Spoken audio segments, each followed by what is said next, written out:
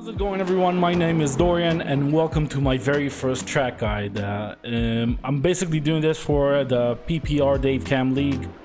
I'm going to be showing you guys the setup for the LMP2, then a track guide, just giving you guys little hints and tips here and there for those who are maybe less familiar with this track, and then the full lap that I've made. I hope you guys enjoy it. Let's get started. Okay, first thing we're gonna do is just go over the setup real quick. Medium downforce, not a lot to see here.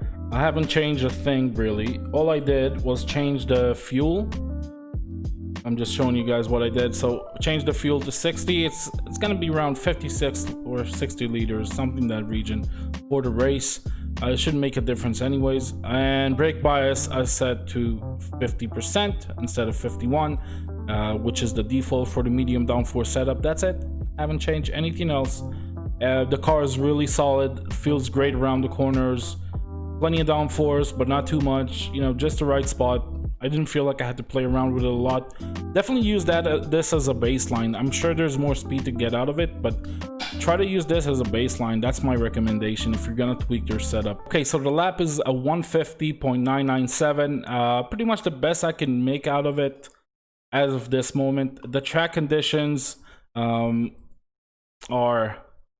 30-60 and 80% of usage. Everything else is basically what the PPR guys showed us. Done the exact same conditions, same date, everything. And I'm just gonna go over the lap. We're gonna go into T1 and just taking a look at the braking point here. Right at the 3 cones. That's where I start braking. Actually brake a tiny bit later than that, but it's really important for me to hit the curbs right here on the inside, because you can go on the throttle so early. Once you touch it, you want to get as much of the right wheel on it without the car starting to bounce. You got to find that sweet spot, because if you go into too deep, it's gonna start bouncing. Very heavy on the throttle on the exit. Pretty much 80% immediately. Let's take a better look at it. I was kind of playing around with it, trying to feel it out, because you never want to go too wide here. You want to use all of the track. You want your front wheels, your front left to be right around here. That's where it was, sort of, and I was very happy with that corner.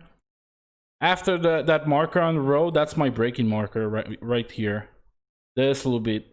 If you have an ultra wide, I don't. I'm using a single screen, but if you have an ultra wide, this can be your braking marker, the number 2 sign. But on the road, it's easier for me. So slightly after, like maybe 2 meters after that, I start braking very hard and I turn in early. I'm looking for the curb on the inside here. I want to follow this line all the way through and only start exiting the corner around here. So let me try to show you guys that in slow motion. By the way, after this lap, I'm gonna show a fast lap where I'm actually driving the car. Yeah, so I'm exiting the corner very late and I'm hammering the throttle as early as I can because of the long straight here, using as much of the road as I can. This is not an off track. It's pretty much right on the limit, cutting the dirt there just a little bit. And we're gonna head off to turn, well, technically 4, but I think it's turn 3, because it's hard to call this a corner. The one thing I will do is I will stick to the right here to take the shortest route possible.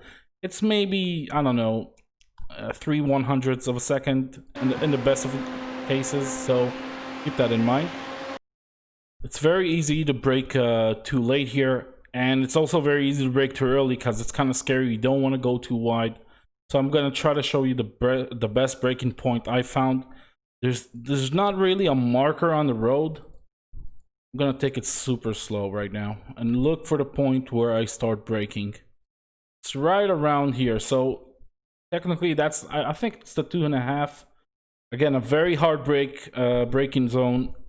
You really wanna keep the pedal around 60, 70, 80% the whole way through, and only start lifting off once you put it in first gear and sort of trail brake into it. Look for the curb on the inside. I kind of missed it.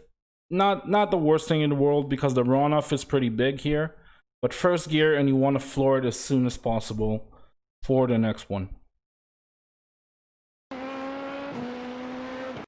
Okay, in terms of breaking point here, usually it's when I see there's something that disappears on the right here. Let's take a look at that. When I'm looking at the porta potty right there, that's sort of when it starts going on the right and almost disappearing, that's where I start braking. I don't really look at it, but it's like my peripheral vision is telling me when to do it. The important thing here, even if you brake a little early or a little late, it doesn't matter, braking a straight line, because you're going up a hill and then it straightens out, so the car gets slight. If you turn the wheel even a little bit when braking heavy, see, as soon as I turn the wheel, I started to let off the brake. If you're still braking around 40-50% and you're turning the wheel, you're gonna lock up, you're gonna understeer, you're gonna miss a very vital curb here on the inside. You want to get into it, and you want to be as tight as possible on the inside, because that will allow you to be very early on the throttle. I'm just probing here. I'm waiting for that sweet spot, that perfect opportunity where I'll be able to floor it on the way out. This is second gear for me. I know you can do it in first. Kind of sketchy. I wouldn't recommend it, but yeah, it might work for some of you guys, so feel free to try it. And yeah, work on the exit. Let's look at it from the outside here.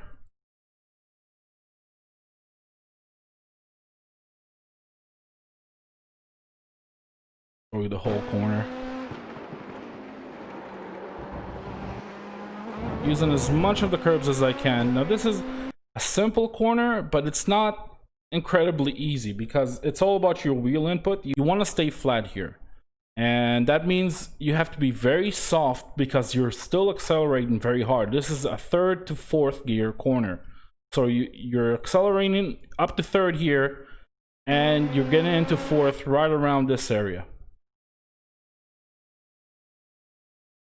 Cutting and using all of the curbs, because that's the only way to keep the wheel movement minimal. You want to have as little movement as possible with the wheel here. Let me show you that, guys, again from the inside. Try to be as gentle as possible because the downforce kicks in really heavily midway through. So on the entry, you're still kind of sliding around. I'm still correcting the wheel. I can, if I'll put it in slow motion, I'm still kind of correcting, trying to catch the slide. And at some point, the downforce just kicks in and I'm comfortable. I don't need to correct it anymore. I'm just straightening the wheel out towards the exit, and you're golden. Coming up to the next corner, the braking point here is vital. It's so easy to miss this corner because you're already carrying a lot of speed. And the number 2 sign is sort of my indication to when I need to brake, or this marker on the road. Round 2.5 is your safe spot. You can brake a tiny bit later than that, but be ready for some understeer on the entry. Let's take a look at it from the outside.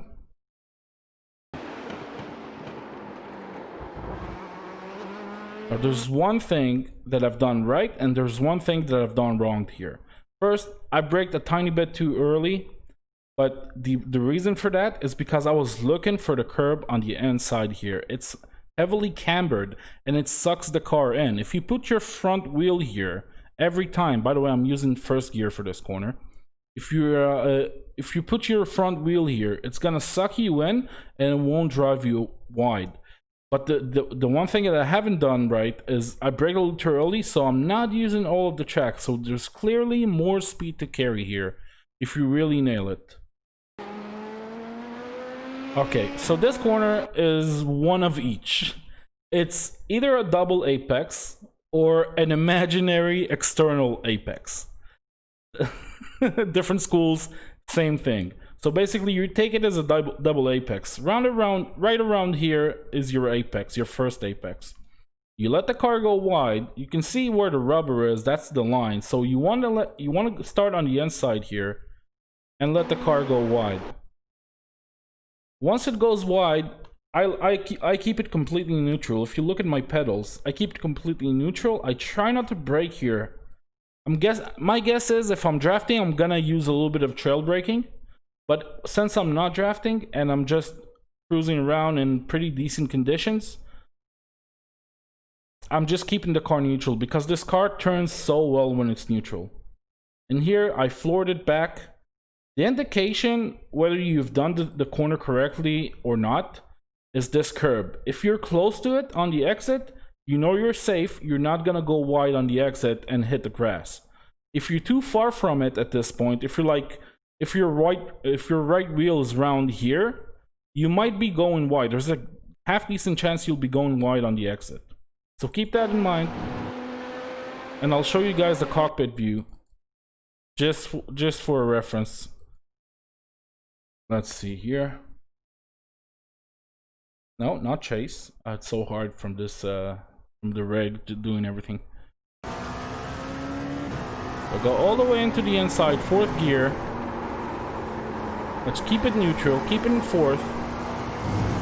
And as soon as I'm close to the curb, I can see the car pointing towards the curb. I'm just flooring it. I know I'm safe. I'm not worried. Probably a little bit more speed to carry here if you're brave. But you gotta remember, we got a 45-minute race if I remember correctly. You can really burn your tires here. So keeping it neutral, not trying to be too aggressive through this corner is gonna be key to save your tires. Next corner, pretty easy, pretty straightforward. Make sure you use all of the track. Let's go to chase cam here. Make sure you use all of the track and turn in early. I think on this one I turned in kind of late. I did. I missed the curb by a long shot. The thing is, on the inside here, it cambers and it sucks you in. You don't want to hit the curb, but you kind of want to ride the white line here next to it. If you do that, even when drafting, it's going to be super easy to carry the speed in this corner. I used a little too much steering input here. As you can see, that's a lot of input. I would rather use less, and it's very much possible to use less if you turn in just a tiny bit earlier. Alright. Next one is Canada corner? I don't remember corner names, I'm sorry. Either way, the 3 marker is your friend. Never outbrake it. Never brake after 3. Always brake before it. I don't try to brake right at the 3. I brake just before it because on the medium pads, it's very easy to miss this corner completely if you try to brake late. On the high pads, you can actually brake on the 3 maybe a little bit later and still make the corner. But I prefer driving the medium pads on this car, the brake pads. So I brake just before the 3. You can see my braking point. I'll try to go even slower. Yeah, I would say around the 3.5 even to be safe. Yeah, that was around the 3.5 because there's a lot to be gained from hitting the apex here on the inside. Going all the way into 2nd gear. I keep it in 2nd, I don't put it in 1st. And I'm using all of the curb on the inside and a little bit of the gravel. And all of the curb on the exit. Let me show you in real speed.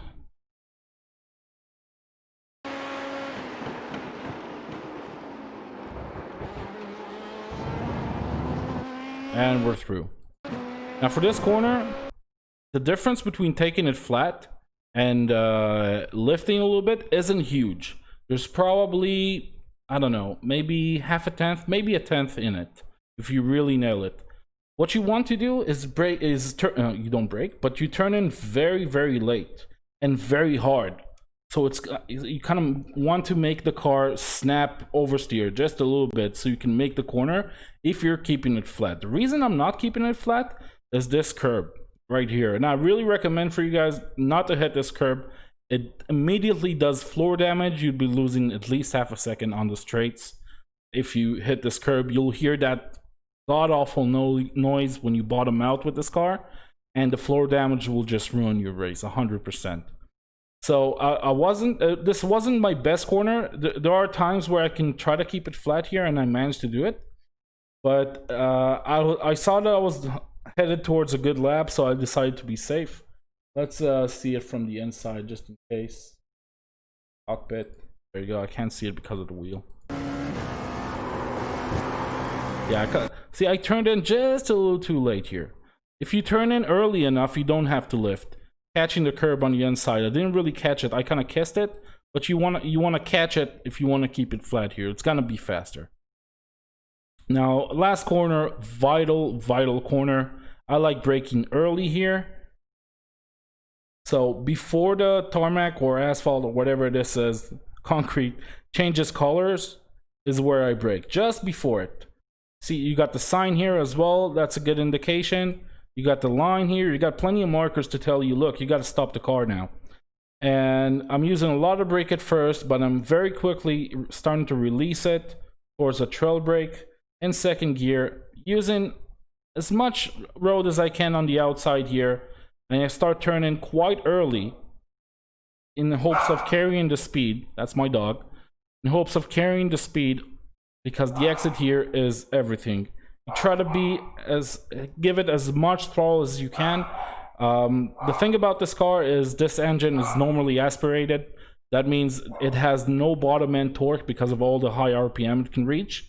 So if you're in second gear in a slow-ish corner, you want to be very early on the throttle. Chances are traction control isn't going to kick in, and you'll get just a little bit more RPM towards the exit, and that's going to change everything. That's going to mean a lot. So let's complete this corner and do it one more time from the outside.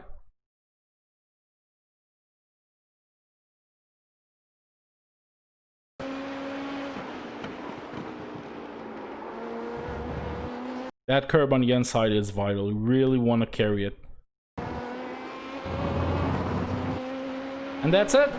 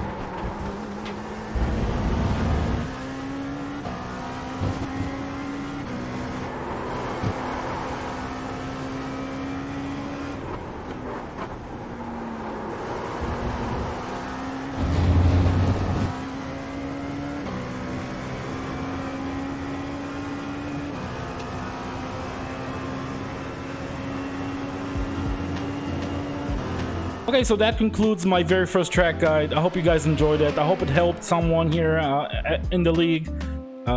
Please leave comments and tell me what you guys think. Maybe in Discord, just let me know. Was it helpful? Is there anything I can do better? Is there even a point of all of this? Sorry. Yeah, and do all the social media things. Give it a like so other people can see it. You got all my social stuff right above me right now. And yeah, have a good one. Bye-bye.